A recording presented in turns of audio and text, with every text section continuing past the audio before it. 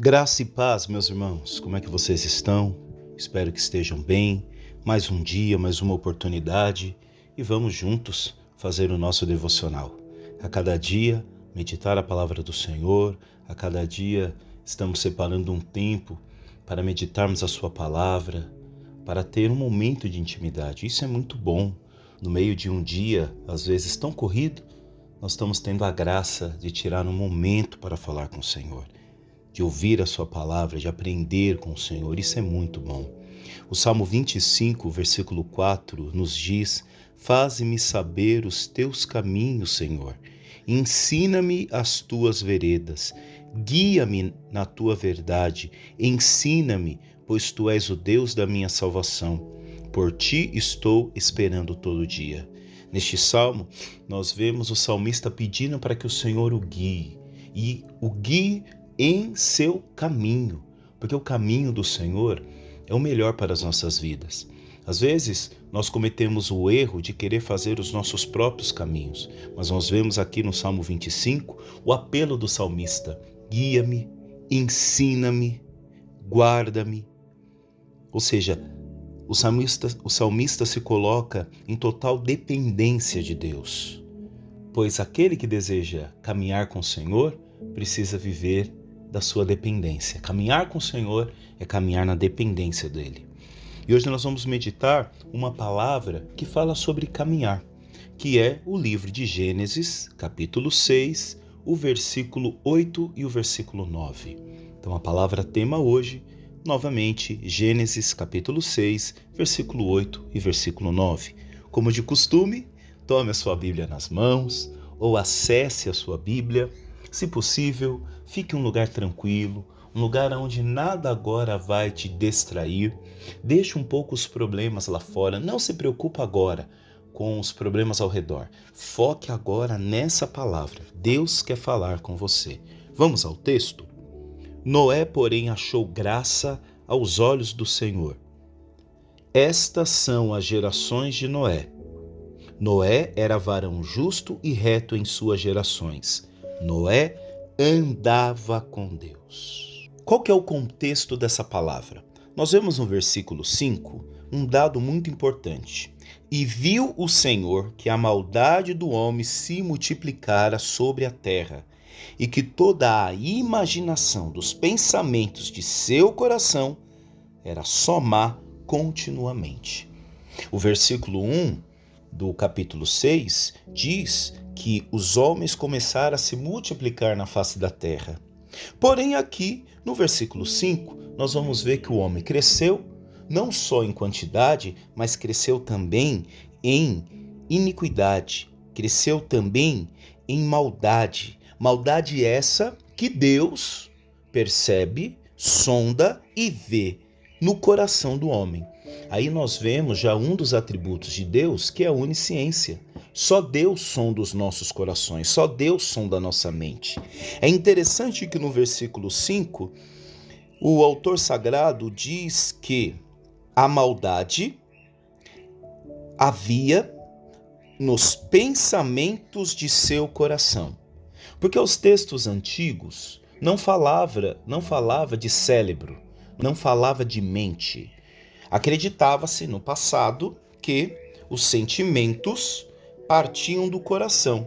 No Novo Testamento nós vemos de forma diferente. Paulo mesmo na carta de Romanos, capítulo 12, versículo 2, nos diz: Não se amoldem ao padrão deste mundo, mas transformem-se pela renovação da sua mente, para que sejam capazes de experimentar e comprovar a boa, agradável e perfeita vontade de Deus. Então, no Antigo Testamento, quando se falava de coração, ele estava querendo dizer sentimentos, pensamentos, ações que eram sim discernidas. E o que acontece ali? Deus está sondando o coração e também a imaginação daquele povo. E a imaginação daquele povo estava corrompida. Não só os corações, mas também os pensamentos. E os pensamentos eram maus de forma contínua. Não tinha o que ser feito. Nós sabemos a história. O versículo 6 diz: Então arrependeu-se o Senhor de haver feito o homem sobre a terra e pesou-lhe em seu coração. Aí fica até um questionamento, mas Deus se arrepende? Né? Porque o livro de Números nos diz o contrário. O livro de Números, capítulo 23, versículo 19, nos diz: Deus não é homem para que minta, nem filho do homem para que se arrependa. Porventura, tendo ele dito não fará, ou havendo falado não cumprirá? E talvez você questione, mas pastor, e aí? Porque aqui em Gênesis capítulo 6, versículo 6, está dizendo que Deus se arrependeu. Mas o livro de Números, um livro que viria depois, no capítulo 23 diz o contrário. Aí que está. Existe um fenômeno na teologia chamado antropopatismo. E o que é o antropopatismo? É quando o autor sagrado atribui a Deus sentimentos humanos. Né? Talvez o autor sagrado aí não tinha uma palavra que exprimisse a real situação. Então ele colocou a palavra arrepender-se. E nós sabemos o que acontece. No meio de uma humanidade decaída, no meio de uma humanidade corrompida, de uma humanidade que Deus olha, sonda coração, sonda pensamento, e os pensamentos ainda são maus, ele chama um homem. Mas é interessante que veja que no meio de toda essa humanidade tem alguém justo. E aí nós vemos o versículo 8, que é a palavra tema de hoje. Noé, porém, achou graça aos olhos do Senhor. Não é o primeiro personagem bíblico que nós vemos essa expressão de achou graça diante de Deus. A palavra graça significa favor imerecido. É por isso que somos salvos em Cristo Jesus. A palavra de Efésios nos diz algo muito profundo. A palavra de Efésios, capítulo 2, o versículo 8 e 9. Porque pela graça sois salvos. Irmãos, guardem isso no coração de vocês. Pois pela graça sois salvos. Nós não somos salvos pela quantidade de vezes que vamos à igreja. Não somos salvos pela quantidade de votos, de promessas que nós fazemos diante de Deus. Mesmo porque Deus não precisa disso. Nós não somos salvos pela quantidade de hinos que cantamos ao Senhor. Não somos salvos porque estamos na igreja, porque fazemos obra de caridade. Nós não somos salvos por isso. Nós fomos salvos pela graça. E o que foi a graça? Favor imerecido. Qual favor imerecido? Cristo se entregar na cruz. E ponto final. Você não é salvo porque você é muito santo, porque você ora demais. Você foi salvo pela graça de Deus. Olha o que o versículo diz. Porque pela graça sois salvos, por meio da fé. E isto não vem de vós, é dom de Deus. Até a fé que nos motiva não é nossa. A fé não é nossa. Deus nos dá a fé. E através desta fé, nós podemos vivenciar o que é a graça de Deus. Olha o versículo 9. Não vem das obras, para que ninguém se glorie. Então ninguém, diante da cruz de Cristo, nenhum cristão que o aceitou como o único Senhor e Salvador, porque, meu irmão, no final das contas, né, existem várias visões de Deus. E eu respeito todas elas. Existem várias cosmovisões de Deus, mas no final das contas só existe um único Deus. E a palavra de Filipenses vai dizer que diante dele todo joelho se dobrará, seja os que creiam ou seja os que não creem, diante dele todo joelho há de se dobrar. Isso é o sacrifício da cruz. O cristão carrega em si as marcas de Cristo. Não é pelas nossas obras, não é pelo nosso merecimento, é pela graça de Deus e graça a favor imerecido.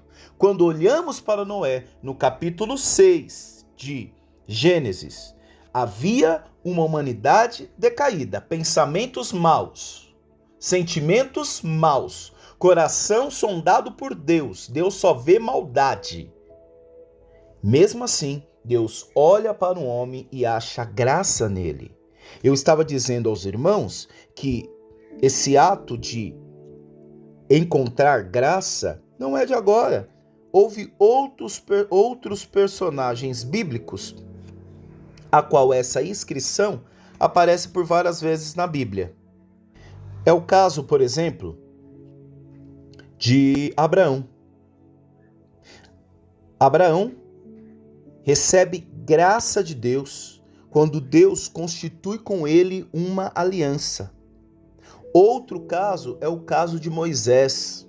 Nós vemos Moisés também achando graça diante de Deus quando Deus o convoca para guiar o povo para a terra prometida. Outro ponto também, nós vemos graça de Deus diante a Davi. Davi que comete adultério, depois comete um assassinato. Davi que foi escolhido por Deus. Graça divina. O ato de Davi ser ungido na casa de Jessé por Samuel é graça de Deus. E depois nós vemos Davi, após cometer o adultério e o assassinato de Urias, ele escrever o Salmo 51, um salmo de penitência. Outro ponto de achar graça diante de Deus é o caso de Jonas. Quando Jonas, por desobediência, não quer ir ao povo de Nínive. E o que ele faz? Deus prepara um peixe, porque a palavra não fala baleia, a palavra fala peixe. É que no nosso imaginário, nas nossas inferências, a gente não consegue imaginar um peixe que consiga engolir, né, um ser humano. Porque na nossa mente só tem imagem de uma baleia, mas a palavra não fala que é uma baleia, fala um peixe.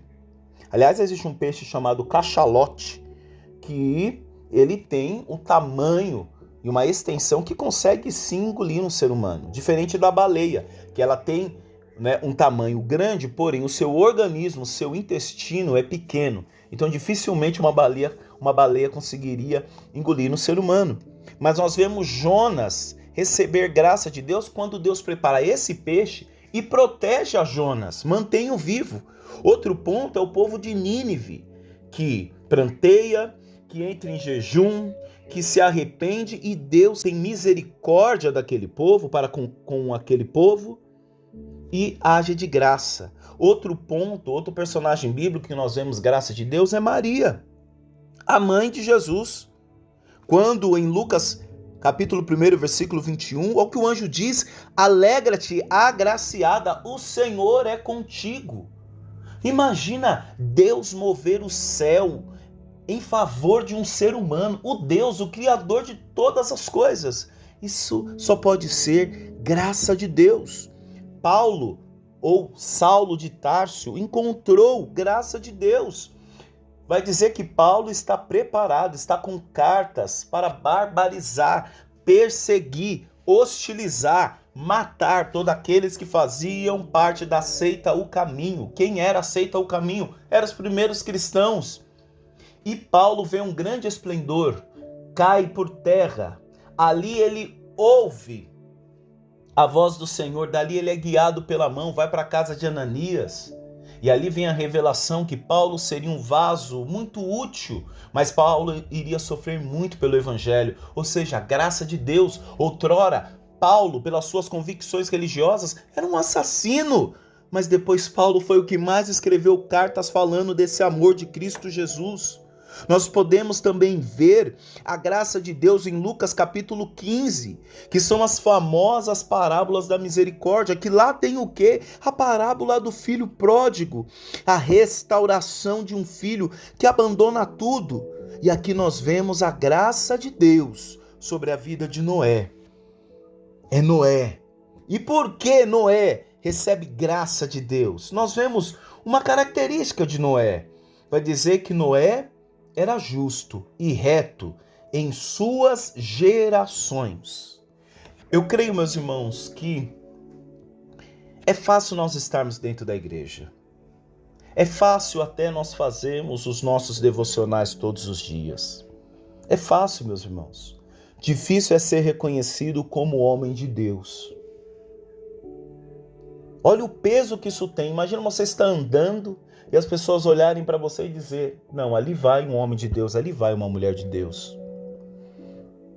Quando nós chegamos nesse estágio, é porque o nosso eu já não transparece e só transparece a Cristo. Quando as pessoas olham para nós e dizem, eis aí um homem de Deus, uma mulher de Deus, é porque o nosso eu, a nossa vontade já não existe. E aliás, meus irmãos, santidade não foi vista para ser notada por nós mesmos. Porque quando nós nos notamos, nos achamos santo, nos vemos santo, isso não é santidade, isso é vaidade. Santidade foi feita para ser atestada e vista pelo outro, não por nós. Isso é vaidade. Transformar a santidade em um pedestal, não, meus irmãos. Veja, olha o que o autor sagrado diz, que esse livro é atribuído a Moisés. Veja o que Moisés diz sobre Noé, que ele era um varão justo. Às vezes, meus irmãos, nós oramos muito. Às vezes nós estamos muito dentro da igreja. Às vezes estamos com roupa de crente, postura de crente, mas não somos justos. Passamos a perna no outro, puxamos o tapete do outro, somos avarentos, fazemos fofoca do outro, levantamos calúnia, mentimos, agimos com vingança, agimos por trás. E olha a característica de um homem que naquela época, no meio de uma humanidade corrompida, olha quais eram as características de Noé. Um homem justo, um homem reto. Reto não aos seus olhos, mas reto segundo a vontade de Deus. Porque muitas vezes, meus irmãos, para nós justificarmos o nosso erro, a gente cria uma lei. Quando se trata de autodefesa, o que não falta é argumentos. Mas ele era justo e vai dizer que ele era reto em suas gerações. O tempo passou, mas Noé não mudou. As pessoas ao seu redor passaram, mas Noé não mudou. Ele era justo, ele era reto. E aí, o ponto ápice desse versículo. Noé andava com Deus. Noé não andou um dia. Noé não andou horas. Noé não andou meses. Ele andava com Deus. Noé saboreava a presença de Deus. Noé se alegrava com a presença de Deus. Agora pense uma coisa. Nós estamos aqui lutando nessa terra para se parecer um pouco com Cristo, obedecer a Ele, obedecer os mandamentos do Senhor, ser uma pessoa melhor. Nós estamos lutando para ser sal nessa terra, para transparecer, refletir um pouco Cristo Jesus. Hoje nós temos palavra de Deus, hoje nós temos devocional. Se você não pode estar presencialmente em algum devocional, como este momento, alguém te encaminha um link. Se você não pode ir ao culto, você pode assistir o culto da sua casa. Se você não entende essa tradução bíblica, nós temos várias traduções bíblicas. Se você não gosta de determinada denominação religiosa, você muda, vai para outra que parece mais com você, e não tem problema nenhum nisso. Hoje, aonde nós estivermos, meus irmãos, nós temos acesso. Temos igreja, temos templo, temos tudo. Agora pense no tempo de Noé. Noé não tinha Bíblia, obviamente, né? A revelação total não havia acontecido em Cristo Jesus, logo não tinha cânon. Noé não tinha templo. Noé não tinha devocionais. Até tinha, né? Até tinha. Mas pense aí, meus irmãos. Noé não tinha hora marcada no templo para adorar. Não tinha músicas religiosas para cantar, para se inspirar. Mas diz a palavra que Noé andava com Deus. Mas Noé ouvia uma voz, aleluia. Eita Deus! Noé ouvia uma voz que bradava em seu coração, bradava na sua mente. Uma voz que era tão forte que Noé, de geração em geração, a obedecia. Meus irmãos, vai passar tempo, meus irmãos. Vão passar circunstâncias, meus irmãos. Mas que nós ainda consigamos ser reconhecidos por andar com Deus. Mas Vinícius, se chegar no final de tudo, não houver céu, e se chegar no final da nossa vida nós descobrirmos que Deus não existe, não importa, meu irmão. Eita Deus, aleluia, é forte. Ter servido esse Deus ter servido esse Deus já seria um grande privilégio. Talvez nós chegarmos no final da nossa vida e descobrimos que não existe céu. Eu posso dizer que foi um prazer, foi muito bom ter servido esse Deus. Foi muito bom ter caminhado com Ele. Caminhar com o Senhor já é um privilégio para a nossa vida. Estar na presença do Senhor já é um privilégio da nossa vida, já é o cuidado de Deus. A cada dia eu me levantar e buscar o Senhor já é um privilégio para mim. Deus tem me dado oportunidade. E o que eu quero mais é continuar a caminhar com Ele. Tal como um amigo que me acompanha em todas as esferas da minha vida. Deus é esse amigo que está conosco. O Salmo 23 diz: ainda que eu ande pelo vale das sombras da morte, ainda que eu passe pelo vale das sombras da morte. Não é sobre um Deus que vai te privar de passar dificuldades, mas é um Deus que vai caminhar com você em meio às dificuldades. Isso é andar com Deus. Estar sensível à voz dele. É mesmo que você veja tudo ao redor desmoronar. Mesmo que ao redor você veja as pessoas com as suas convicções, com as suas certezas. Aliás, Ortega dizia: eu sou eu e minhas circunstâncias. Existem várias circunstâncias. O convite é para continuar a caminhar com Ele. Caminhe com Ele. Ouça a voz dEle.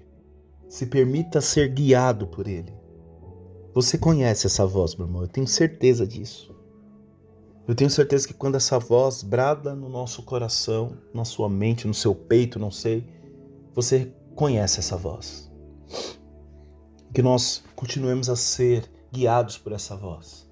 Que Deus nos dê a graça de, depois que nós partimos daqui, tivermos concluído a nossa carreira, tiver concluído a nossa carreira da vida, que nós tenhamos a graça de que, ao alguém escrever sobre nós, além das qualidades, dos defeitos, dos problemas, das circunstâncias, né, que também fazem parte do que somos, alguém também possa escrever assim: que andamos com Deus. E Vinícius andava com Deus. Não sei quem está ouvindo agora esse devocional. E Alex andava com Deus. E Aparecida andava com Deus. E Cícera andava com Deus. E Graziele andava com Deus. Isso já vai ser para nós de grande valia.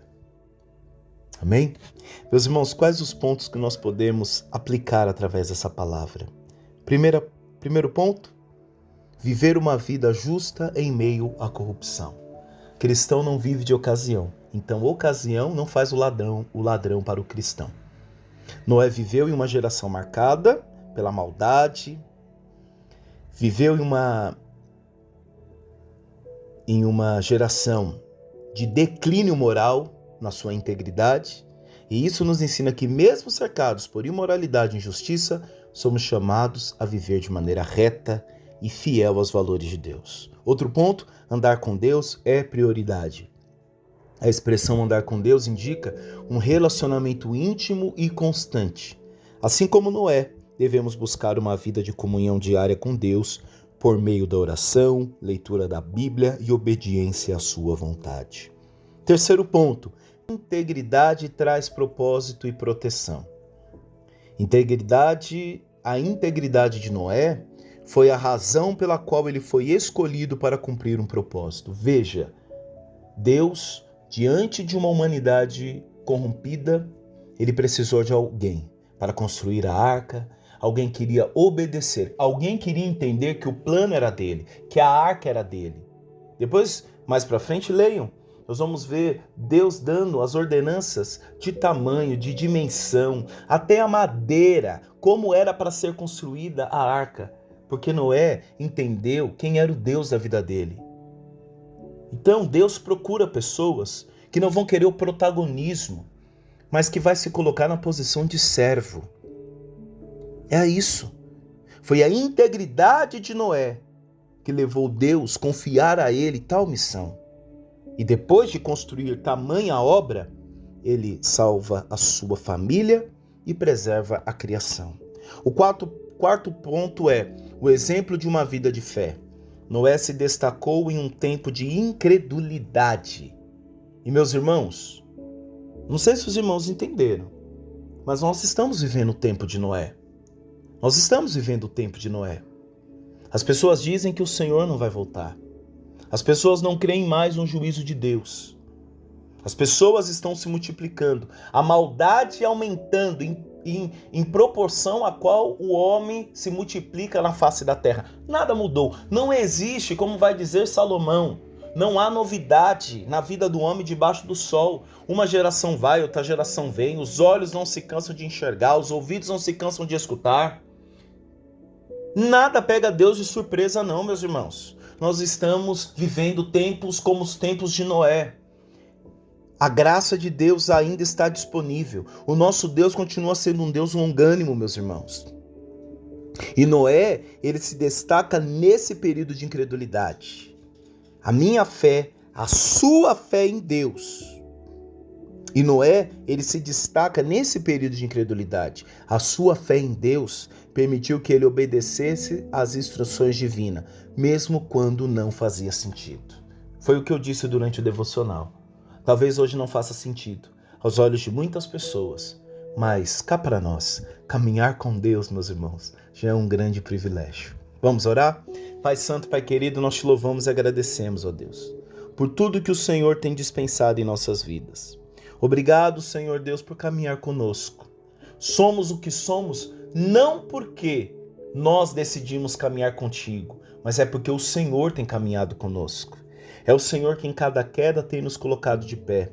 É o Senhor, ó Deus, que vem ao nosso encontro quando nos perdemos, quando caímos. Perdão, Senhor, porque neste caminho, muitas vezes nos desviamos de Ti. Neste caminho, muitas coisas têm nos deslumbrado, têm feito com que os nossos olhos se percam.